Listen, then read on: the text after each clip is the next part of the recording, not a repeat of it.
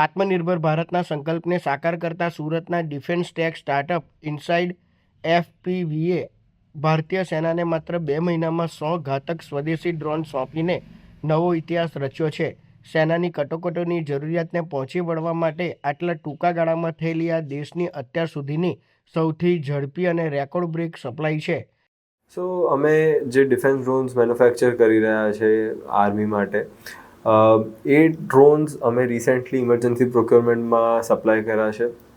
2 મહિનાની ટાઈમ પીરિયડમાં અમે આ ડ્રોન સપ્લાય કર્યા છે. આ મોટી સફળતા પાછળ કેન્દ્ર સરકારના પ્રોત્સાહન ઉપરાંત ગુજરાત સરકારની સ્ટાર્ટઅપ નીતિ હેઠળ આર્થિક ગ્રાન્ટ અને સીધા રોકાણની મહત્વની ભૂમિકા રહી છે.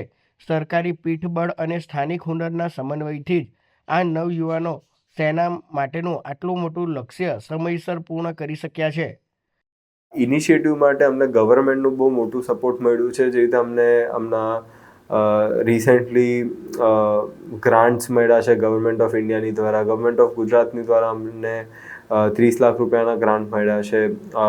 ગુજરાત ગવર્મેન્ટે આ કંપનીમાં ઇન્વેસ્ટ કર્યું છે कि एफपीवी ड्रोन और कामिकाज़ी ड्रोन आने वाले युद्धों के अंदर बहुत ही ज़्यादा इफेक्टिव होंगे, आवश्यक होंगे, particularly in the advance stage and at the terminal stage.